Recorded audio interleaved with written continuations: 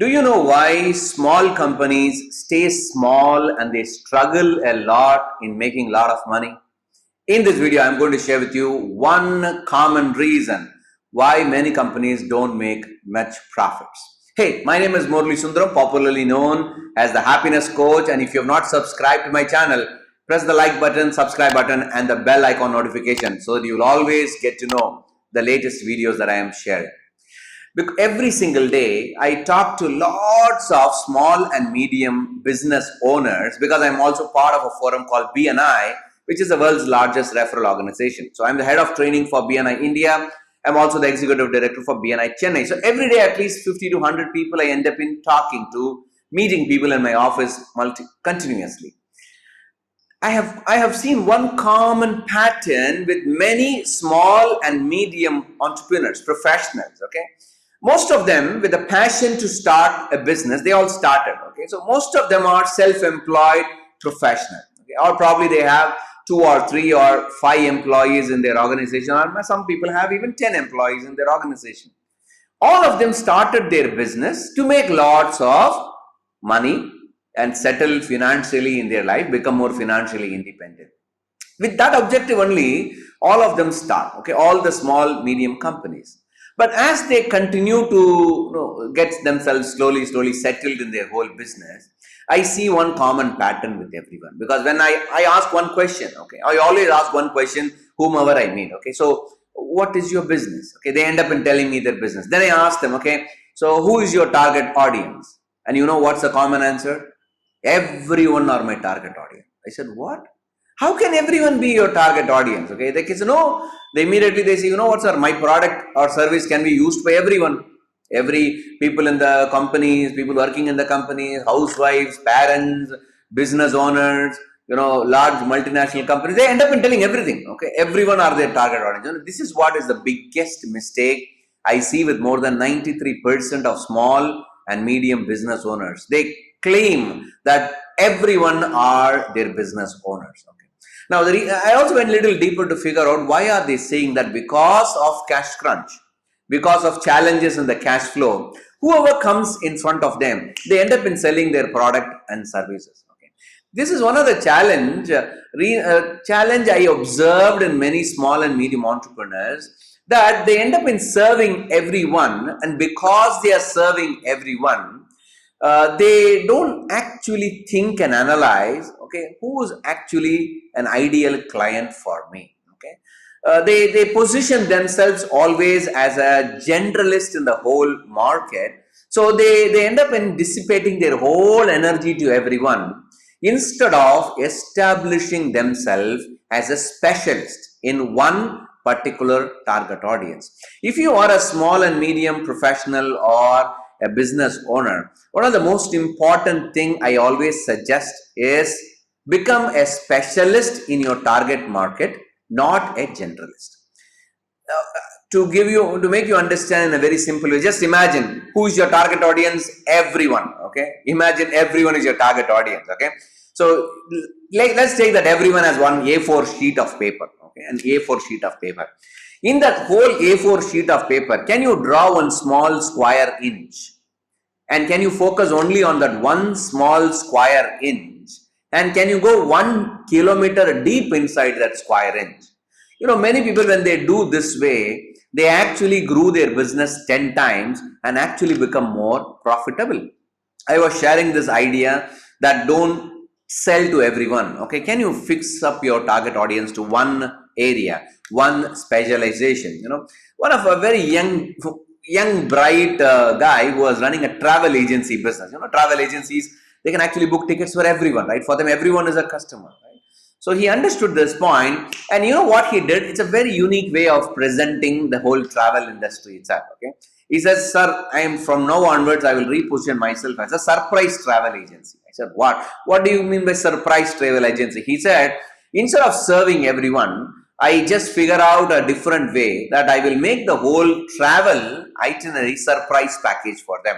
So what he did is that he used to ask his clients, okay, would you be interested to give a surprise to your spouse or to your partner with whom you're traveling or to your family members? And everyone wants surprise, yes or no? So he understood that element of surprise and he said that, okay, so please tell me how much budget you have and how many days you would like to travel. Okay. Rest everything, I will make it as a surprise itinerary. Thereby, it suits your budget and also gives you that excitement. So the customers have no clue where they are going. Okay. So they don't know whether they're going to the railway station or an airport. The car comes and picks them up.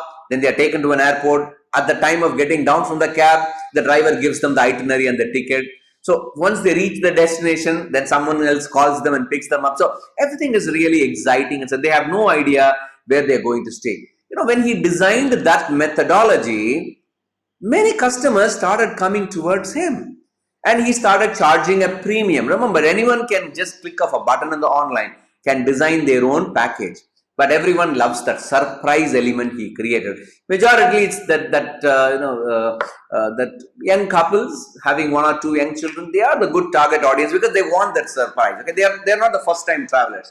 So his target audience became frequent travelers. So he positioned himself and started making more money. Similarly, I'll give you one more example of a photographer whom I recently met. And as a photographer, you can do weddings photography, you can do product photography, you can do corporate shoots, and she was able to do everything. But then the minute she went deeper to understand the significance of specialized target audience, so she ended up asking me, sir, is there a way in which to figure out, okay, which target audience I should focus upon? Okay, that's a brilliant question to ask for, because if you can understand among all the target audience, how do I narrow down on that one square inch? How do I find that one target audience? If you can find out that, then it becomes more profitable. I read in an interesting book called One Page Business Plan. They shared a very interesting concept called PVP Index. Okay, it's called PVP Index. So if you have multiple target audience for one product or service itself, you need to figure out to whom should I position my business, thereby I become more profitable. What is PVP Index? P stands for personal fulfillment. For a rating of 0 to 10, for this product to this target audience, what's my personal fulfillment? Really, do I enjoy that? Is it giving me that satisfaction? You put a rating from 0 to 10. V stands for value to the marketplace. Okay, does that target audience, do they value your services? Is there a need for your services? So put that rating over there. And the last one is profitable. Does this target market, when you work there, is it going to be really profitable for you, or are you ending up in spending a lot of money? Okay, does it cost you a lot of operational expense? So for every target audience, put a rating of 0 to 10 for PVP for your target audience. And she actually did that for her 4 different verticals. Then she realized that her real personal fulfillment, the value and the profitability comes when she does infant shoots, okay, infant photography, okay, the little baby photography, because she was able to connect with that particular target market. And that's where she started becoming an authority. Slowly, she built her authority. And the minute customers saw her previous photo shoots, no questions asked, she was charging a premium for that service. People were all ready to buy because she positioned herself as an authority or a specialist in that one small domain. That brings us to the most important message of this video. You can decide whether you want to be a small fish in a very big pond, or would you like to become a big fish in a small pond? That's the difference between a generalist and a specialist. So, ladies and gentlemen, if you are a small and medium business owner, if you are a professional, ask yourself this question today. Am I targeting everyone, or am I targeting one niche audience? Okay.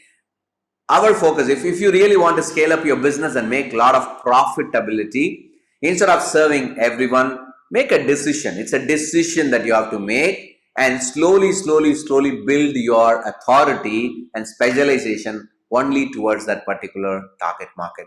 Implementing this one strategy, I have helped more than 1,100 coaches and trainers in my community to build a specialist coach, not as a generalist trainers. Okay. Now, many trainers, they will call themselves as behavioral trainers, soft skills trainer, leadership trainer, but they're all very generalist. Okay. But when they narrow down to one specific area with which they can help their customers, they actually started becoming more visible, credible, and also profitable.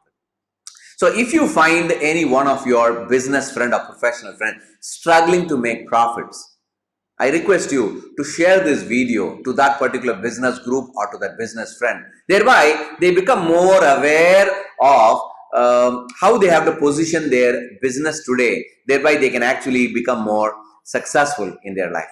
I hope this video you found it useful. Thanks for watching this video. I will see you in the next video. Bye-bye.